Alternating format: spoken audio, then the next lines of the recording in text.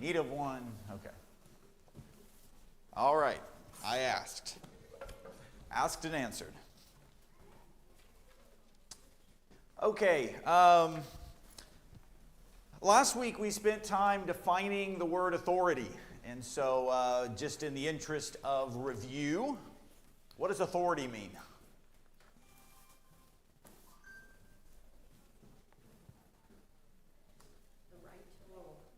All right, authority is the right to rule. Somebody has authority if they make rules, but we also use the word authority for the other side of that equation, which is what? All authority is delegated except for one. Yeah, so it's that delegated authority is that other flip side, right? So God has authority. We would say that God has authority. And what we mean by that is God has the right to make rules. He has the right to tell us what to do. But sometimes we say that we have authority. And what we mean by that is that we have been allowed by God, we have been authorized by God to do certain things, right? So, and we use that kind of language or that kind of definition for authority in a number of situations.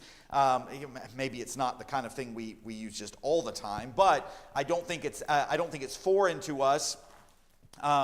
If a teacher tells their students that they are allowed to get up out of their chairs, we could say, rightfully so, that those students have been authorized to get up, right? If you get a license to drive a car in the state of Texas, you can say you now have authority to drive.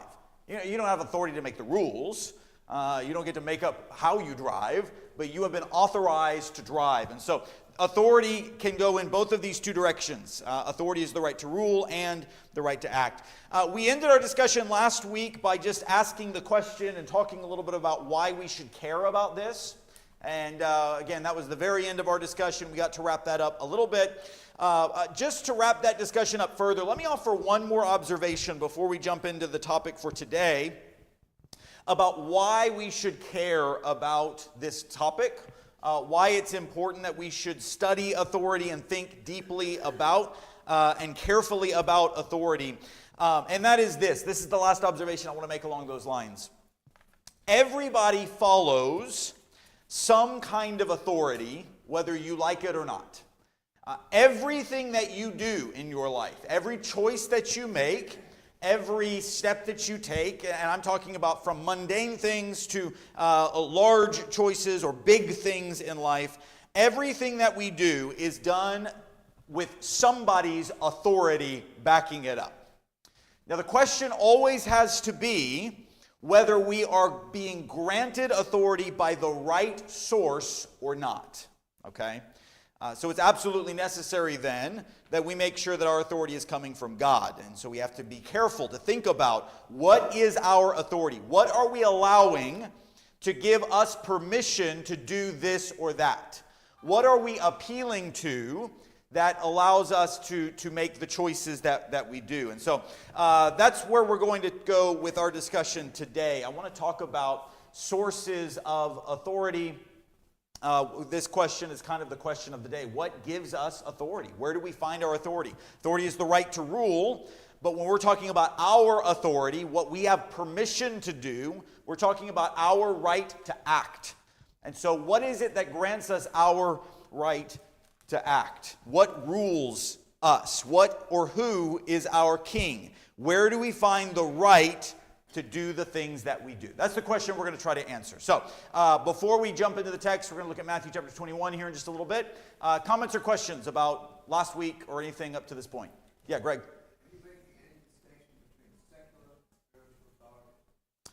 Not in a definitional sense.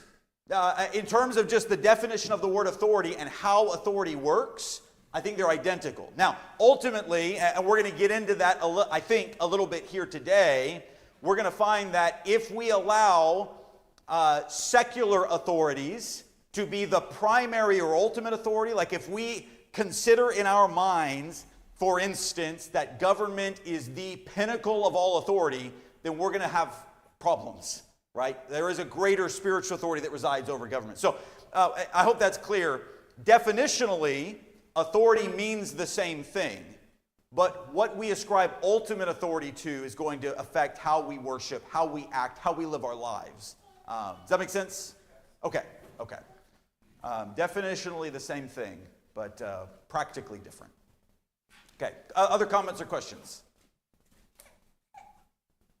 All right, well, let's talk a little bit about the text here then. I want to jump into Matthew chapter 21 and just talk a little bit about a story here, primarily because there's a question asked here that I think is really, really valuable for our discussion and for us to sort of leap into the conversation. Let me set the stage here just a little bit. Matthew chapter 21, we're coming down to the end of Jesus' life. We're in the last week of his life here in Matthew chapter 21. And one of the things that all four of the Gospels spend a lot of time telling us about is stories where the Jewish leaders are trying to trick Jesus or trap him in his words or give him some opportunity to say the wrong thing. And this is one of those stories. And so in Matthew chapter 21, we've already seen Jesus enter Jerusalem for the final time. That's at the very beginning of chapter 21, the triumphal entry. You remember he rides in on the donkey and they're throwing their coats on the ground and their palm branches on the ground. And he's sort of riding in as this king, which is, a position of authority, it's coincidentally. And so he's riding in like a king to Jerusalem. And as the story progresses, he gets into the city. And one of the first things he does while in Jerusalem is he walks into the temple. And you remember what happens? You probably can see it if you're just scanning Matthew 21 with me. What's one of the first things he does when he walks into Jerusalem? When he gets into Jerusalem, the next day he goes in, he throws over the table. Yeah. Everybody's there, and all the scribes and Pharisees are like, "Oh, what authority are you doing this? Like, who are you? You can come into this house and start throwing things around." Yeah. The first thing he does is actually, you pointed out, he actually just he looks around and he cries, and then he turns around and leaves. But the second day he goes back in, and the first real action he does is he walks into the temple, and very memorably, he starts throwing tables over, kicking chairs over, running out the money changers. He has these whips, and he's just, he's going all after them because he says, "You've turned my house of prayer into a den of robbers," right? So he cleanses the temple, we'll call it. He just sort of purges it of all the people who are misusing it, who are misapplying it. And Jessica's right. This is the Jews look at this, and they have a question for him. And the question is in verse 23. That's what I have on the screen. Matthew 21, verse 23. The Jews watch Jesus ride in like a king. They watch him start messing with their temple that they control, that they have authority over. And they say, "Who gave you this authority? Who told you," this is my paraphrase of what they're saying, "who told you that you can do this," right? You don't get to just come in and throw tables over. Who gave you this authority? By what authority are you doing these things? Who gave you this authority? By the way, let me just say something about that. If you're all looking at Matthew chapter 21, verse 23, and you see that question that they ask, by what authority are you doing these things? And who gave you this authority? Now, we know what authority means, right? What does authority mean? The right to rule or the right to act, the delegated authority. That's right. So the right to rule or the right to act. I just want you to notice that the Jews understand that. They actually ask about both of these kinds of authority. They say, "By what authority are you doing these things?" That's the question. Who gave you the right to act in this situation? Who told you that you get to come into our temple and throw the tables over? And then look at the second part of their question. Who gave you this authority? They recognize that somebody higher than him must grant him authority, that there is a right to rule, meaning there is somebody who can rule. Okay, so my point is not to make this sort of pedantic and just, I don't want to trudge through these definitions, but my point is the Jews acknowledge all of this naturally. This is natural communication. This is how we all recognize and think through concepts of authority, and the Jews are just doing it naturally, and really we do it naturally.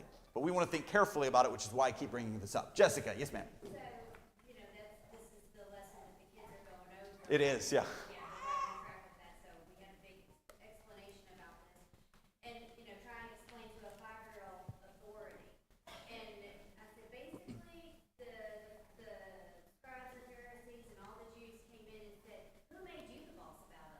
Yeah. And then they understood it, and so it's kind of like, I don't know.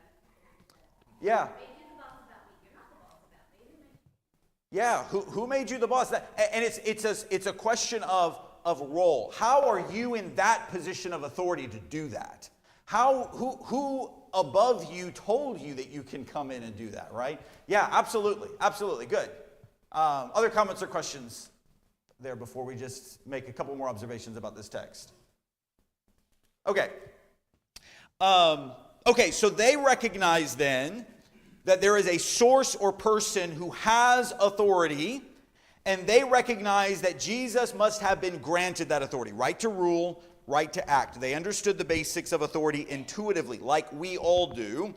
And Jesus responds with this question in verse 25. I should have put verse 25 up there too, because that's another key text. So if you're taking notes, notice verse 25 as well.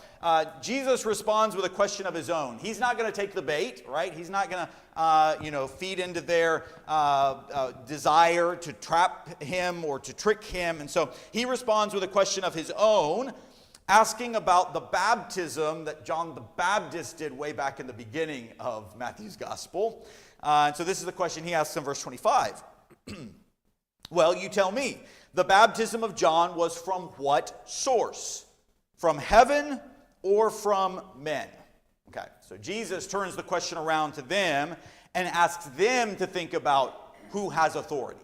What source of authority does the baptism of John come from, for instance? And by the way, the reason Jesus picked that particular question, the reason he's asking about the baptism of John, is because Jesus knows that the people around them honored John and liked John and followed John. And so he's actually putting the pressure back on them to make a statement that would get them in trouble with the people. But at any rate, in that response, Jesus acknowledges, he takes us a step closer toward identifying what our true source of authority ought to be. Not that there are other sources of authority that we can claim or that we can follow, but Jesus takes us a step closer to identifying what the true source of authority should be. And he says, really, it boils down to two things. You can find your authority in man or in heaven. And this is all sources of authority can be boiled down to these two things. What gives you authority? Do you get your authority from human perspectives? Secular authority, right? That's what the term Greg used earlier. Do you get your authority from humans, from men, from secular sources? Or are you going to a spiritual source? Are you getting your authority, your right to act and do the things you do from heaven? And I think that distinction is really, really important for us to acknowledge. Everything that we do is done based on someone's authority. We are always appealing to some source of authority for everything that we do. Something gives us, even if it's just in our own mind, something gives us the right to act. But now the question is, what source is that? What is our authority? Every source of authority can be boiled down to one of these two: authority from man or authority from God. So I want to spend the rest of our class kind of talking about those two sides of this coin now, and think about, where do we get the authority to do the things that we do in our lives and in the church? Are we appealing to a human source of authority, a secular source of authority, or are we appealing to a higher source of authority, a spiritual source of authority? Okay, Matthew 21. Any comments on that? Kanan?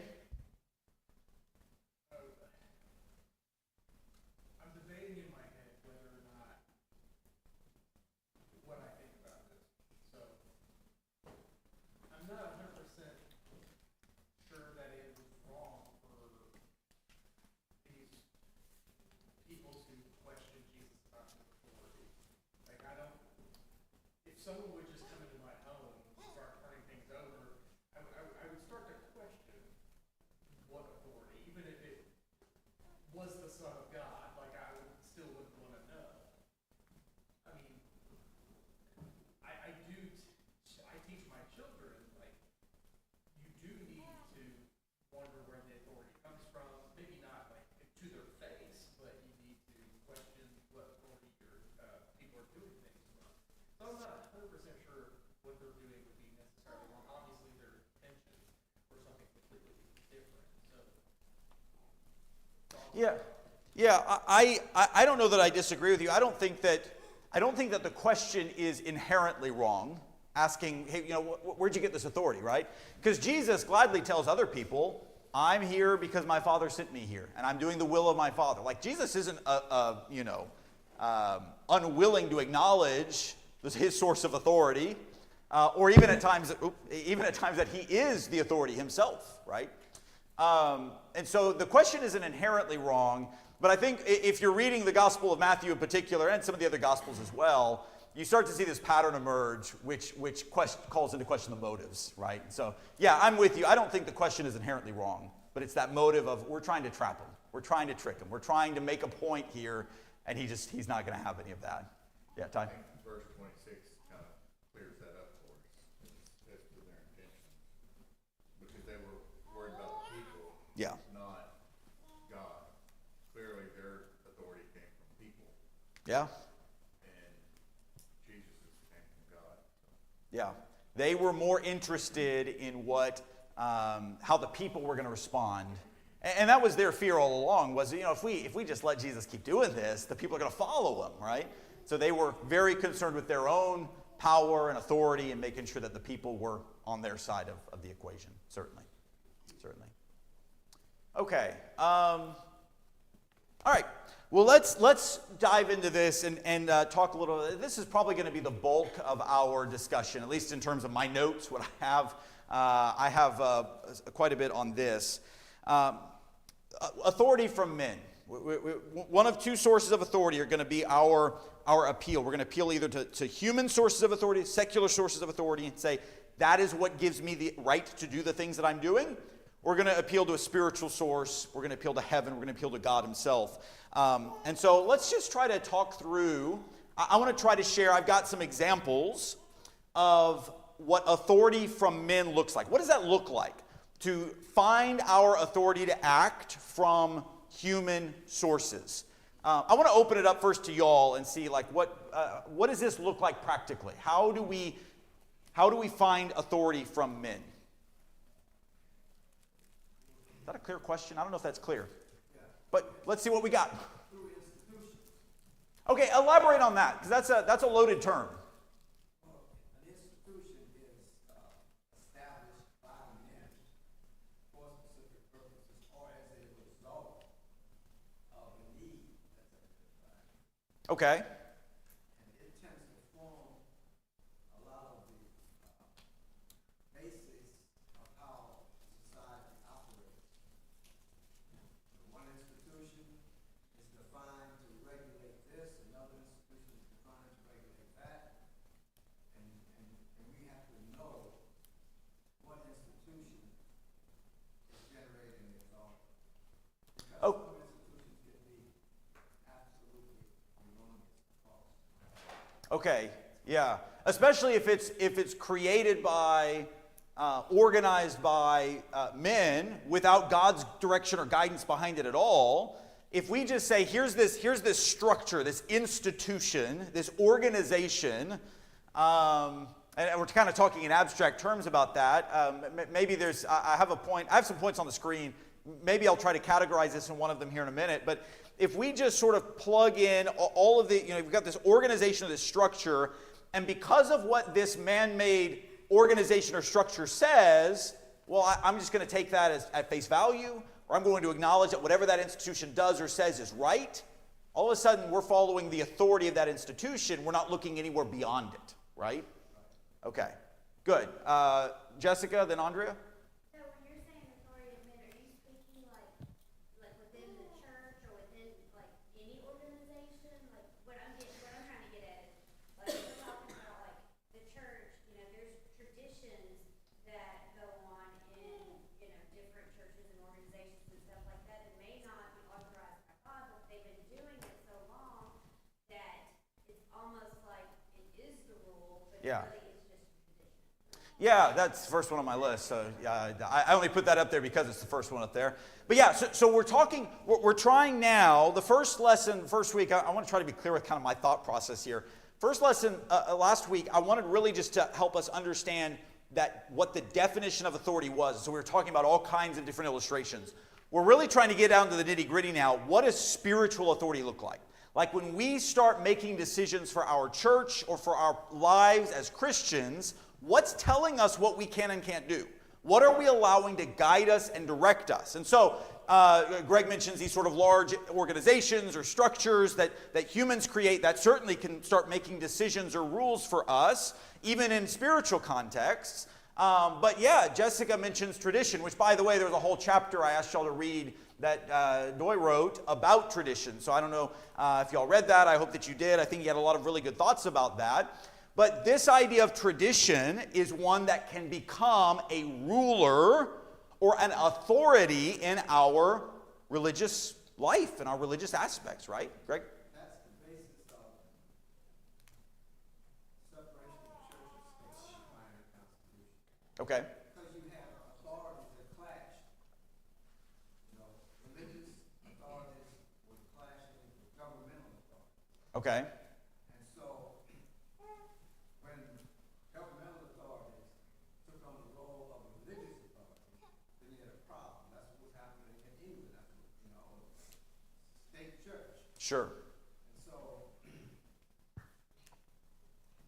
you gotta understand that there is a reason why in this country we have established the separation of church and state, because it's an issue of authority, God's authority, recognized, or man's authority.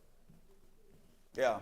Yeah, I certainly think that there's a clash there that tends to exist. Now, I would argue, this would just be my statement in response to that, I would argue that the clash shouldn't exist so long as we keep the proper authority on top, right? Because a lot of times what happens, in for instance, we mentioned like a situation like a church in England, is the government or the state came to rule over the religion and the church, and that's why the clash really happened, I would argue. But the correct way, I don't know if the correct solution to that is to totally separate, though I'm not saying I entirely disagree or I'm unthankful for what our country has established in that respect, but the proper order would be let God order and rule the government, which is what I think a lot of things like in Romans 13 says there. You're creating a theocracy there. Sure, You know, and you don't want a theocracy. sure. I don't think anyone would want a theocracy, because a theocracy is again establishing in men the power of God. See what I mean? Well, yes, that would be a distortion of the truth. That's what we saw in Israel, right? They were supposed to be a theocracy, but the men who were put in leadership positions never fully acknowledged that. Now, conversations about how this happens practically today, or whether it can practically happen today are somewhat philosophical. But I think the goal or the intention, right? The intention is that in the end, Jesus reigns as king over all kingdoms of the world, regardless.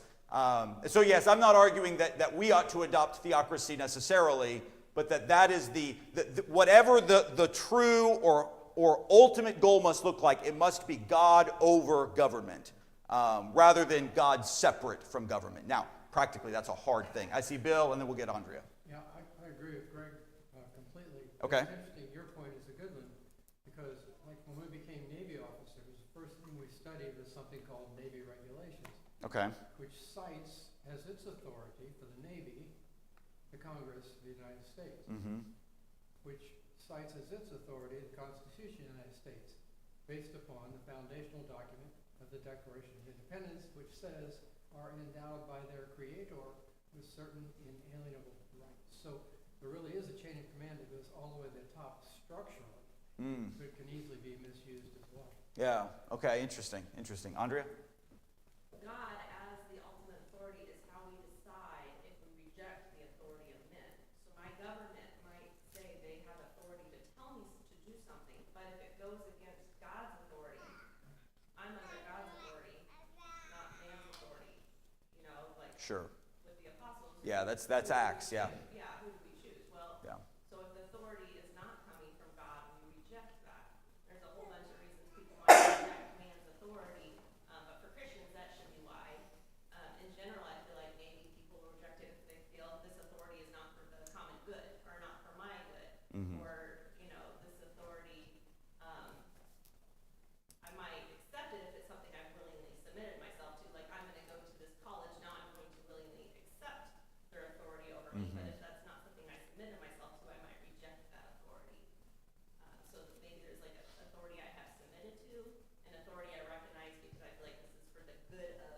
humanity Okay. and authority that I don't recognize because it goes against God's authority. Okay.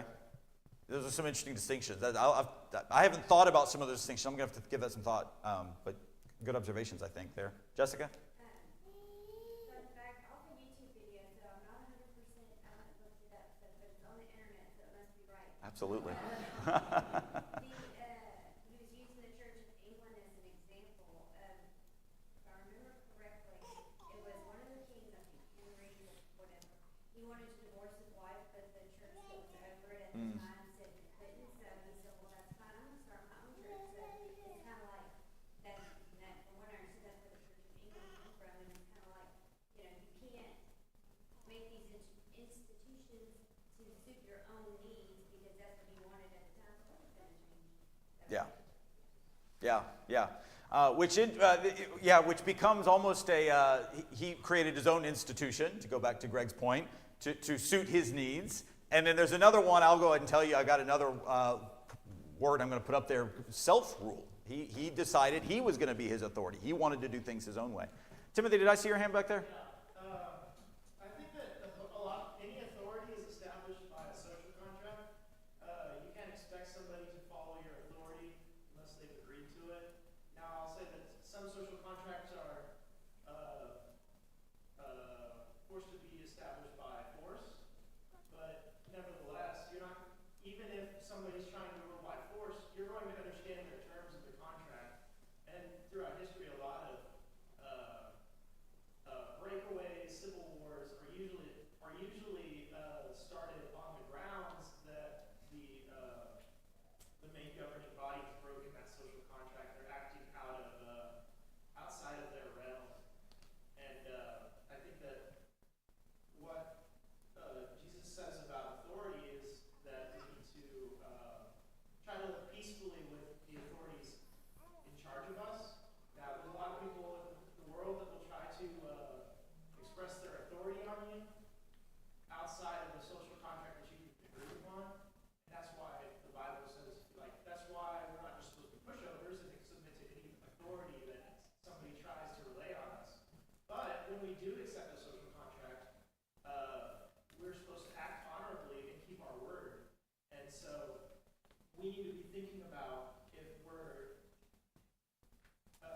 dishonoring God by breaking a social contract between whatever authority. Like if you tell your boss you're going to work and you cheat and steal from the company, you're breaking that social contract and you're undermining that authority that you agreed upon. But if he tries to reach outside of his bounds, he's outside of his authority, and then you can not follow that, and you'll still be right with God. Trying to make sure I'm following that math equation with you. Yeah. No, I think I'm following you there. Even that sort of illustration you're giving, sort of the boss and the social contract and how whatever agreement we make, there's an acknowledgement there of a higher authority that we're both sort of appealing to, right? And so there is still embedded that idea that there's something beyond us. So what is that authority that we're appealing to? Well, hopefully as Christians we're appealing to God.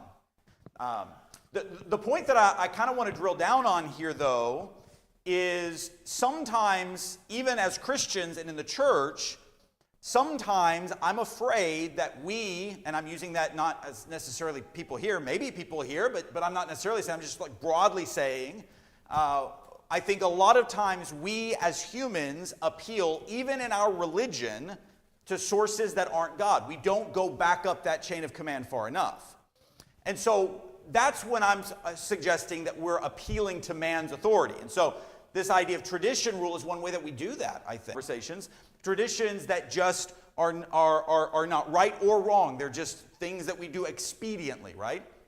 But if our authority is, well, I'm going to do it because, grandma did it and great-grandma did it, and, my generation's going back, we've always been this way.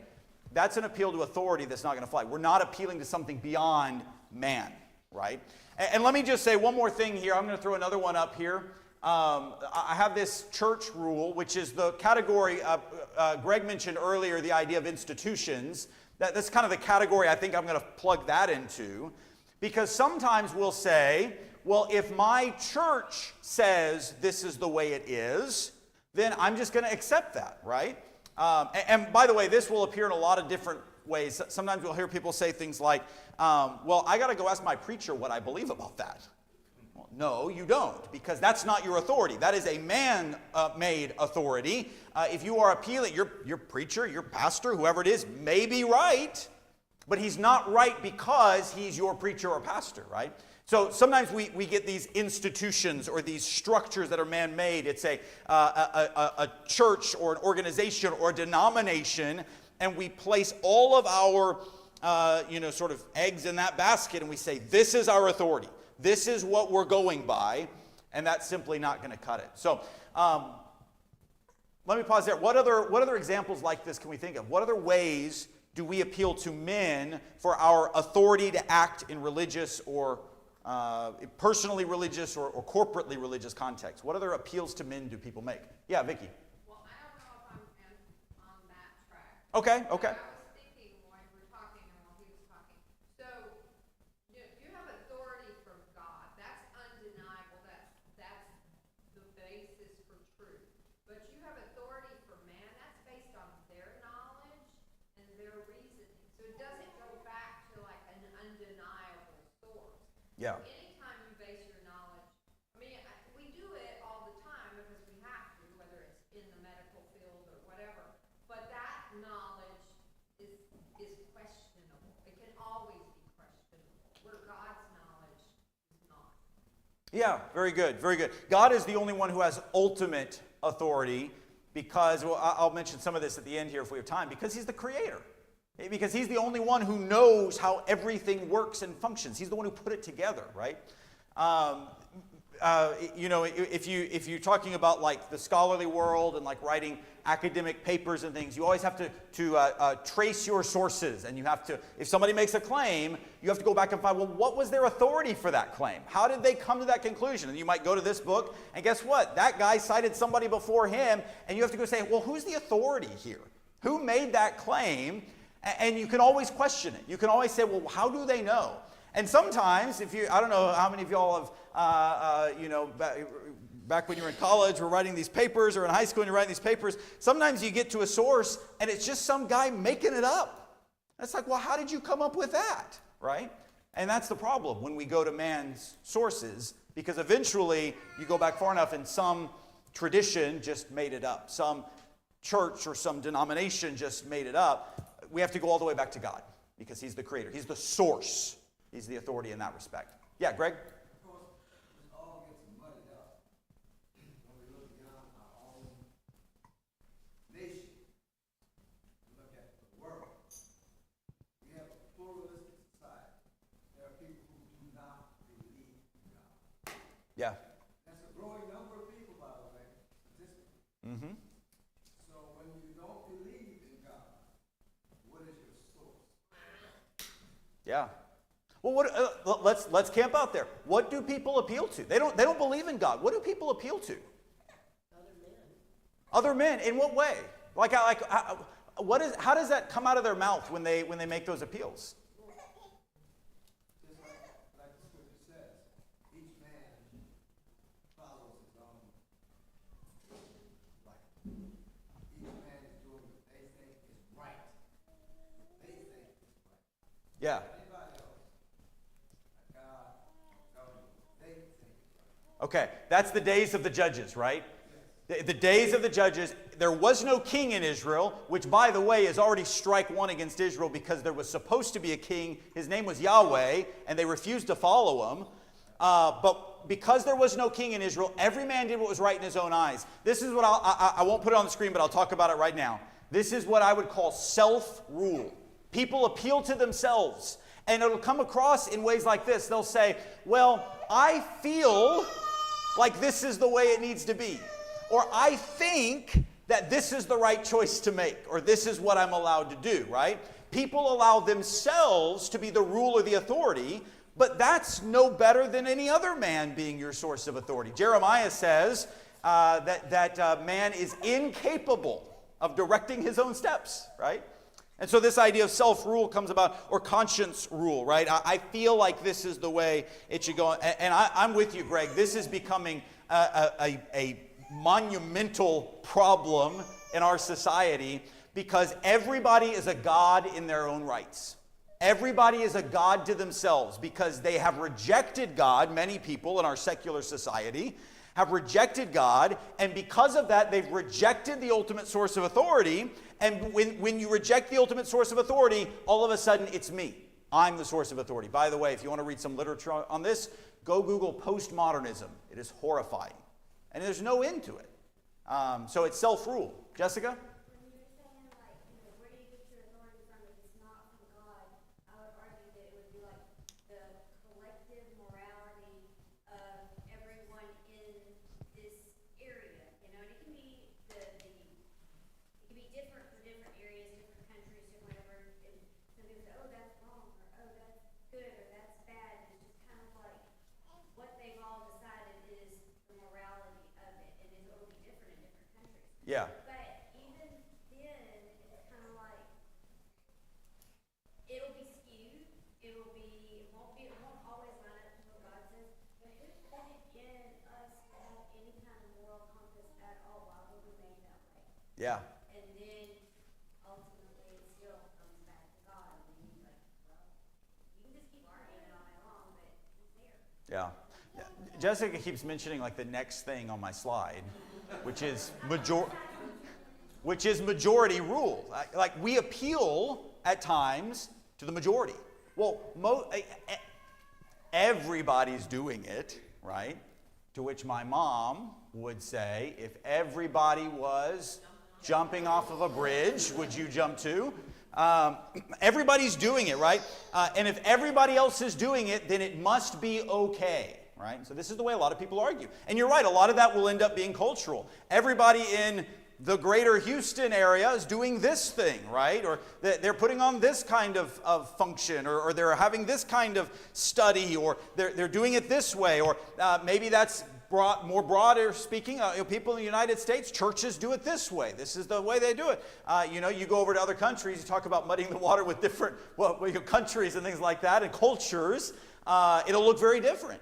But a lot of times that appeal still exists.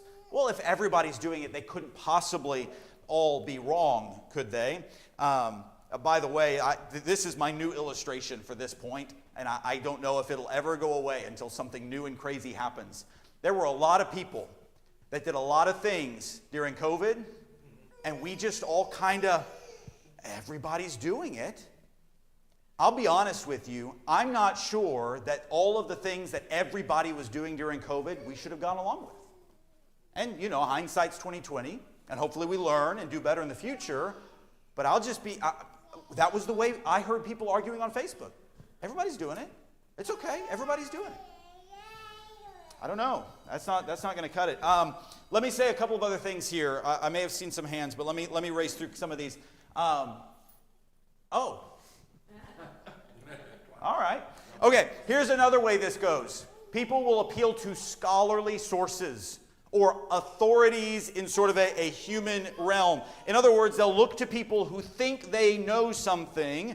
And in the religious world, this often looks like, I know already mentioned, I got to go ask my preacher. This will come up in this way as well.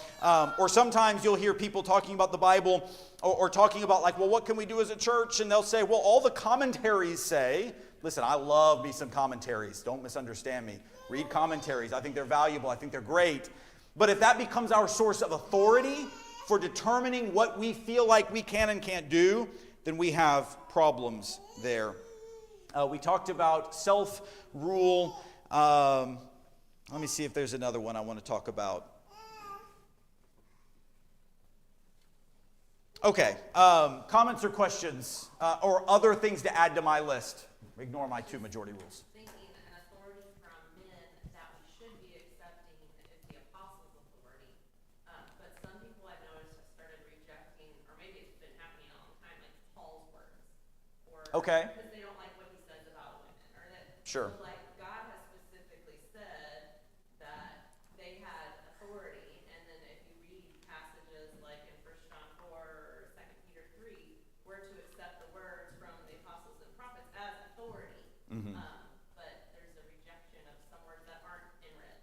Yeah, no, that's a fair point.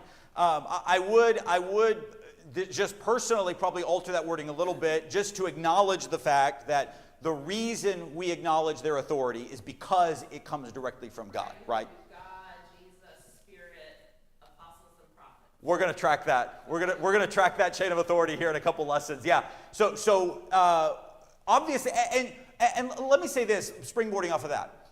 All of these things we've talked about, and probably others that we could mention, these are not, kind of like Canaan's question about, well, was it wrong for those people to ask that question?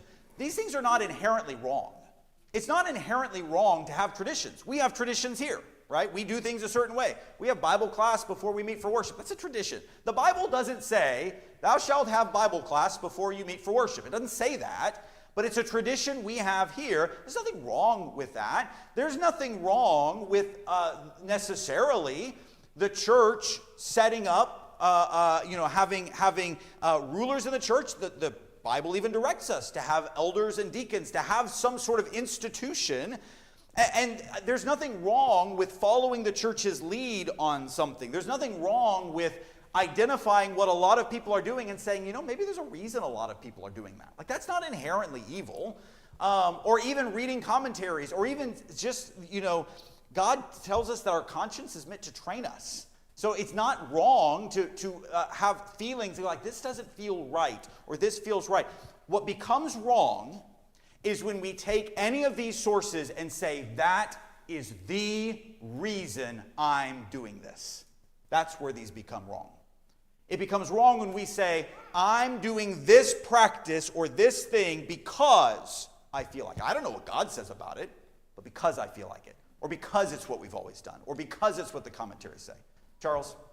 I think it's where in today's society, people don't believe in objective truth. They believe truth is subjective. Yeah. And they don't have that, they don't refer back to biblical worldview of things and base their objective truth based on the Bible. Right, absolutely. So if we live in a world where people, what Charles is saying is, we live in a world where people don't believe that truth is objective, it is subjective. It's whatever I think is okay, and whatever you think is okay, and whatever you think is okay. And so when we do that, we lose all track of God's authority and ultimate authority. Good. Other comments or questions? Ty? Just one of my favorite passages is 1 Corinthians 11:1. Okay. It says, imitate me as I imitate Christ. Now I praise you, brethren, that you remember me and keep the traditions, just as I delivered them to you. So he's telling us where his authority is coming from. It's coming from Christ. And he's telling us to do what I do because I do what Christ does. So one with your traditions. Yeah. It's not wrong to follow Paul. In fact, it's great to follow Paul. We need to follow his advice and his example and his authority. But it's only because he's getting it from a higher authority, an authority from heaven. Okay, next week we're going to talk about the authority of the king. And by the king, I mean King Jesus. And so there's a couple of chapters, part 1, chapter 2, part 1, chapter 3. Read those two chapters and be ready to discuss next week. Thank you, guys.